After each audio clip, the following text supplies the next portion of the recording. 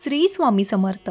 लक्ष्मीपूजन हे दिवाळीच्या मुख्य दिवशी केले जाते। लक्ष्मीपूजन मांडणी कशी करायची तर प्रथम एक पाट घेऊन त्यावर लाल रंगाचे कोरे वस्त्र आपल्याला टाकायचे आहे। त्यानंतर पाटावरती देवाच्या उजव्या हाताला कलश मांडायचा असतो। एक तांब्याचा तांब्या घेऊन त्यात स्वच्छ जल भरावे। त्यात तांब्यावरती कुंकवाने स्वास्तिक काढावे।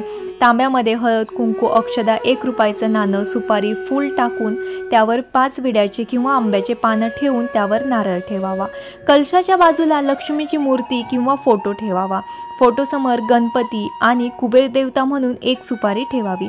त्याचबरोबर आपल्याला पाटावरती लक्ष्मी म्हणजे शिराई ठेवायची आहे। व्हिडिओत दाखवल्याप्रमाणे शिराई योग्य पद्धतीने ठेवावी। त्याचबरोबर 5 धान्याचे कुंभ भरून ठेवावे। दिवाळीला केलेले फराळ ठेवावे।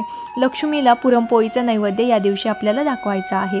त्याचबरोबर सोने, पैसे एका ताटामध्ये ठेवून त्याची पूजा करावी। अशा पद्धतीने लक्ष्मी पूजन करावे। श्री स्वामी समर्थ।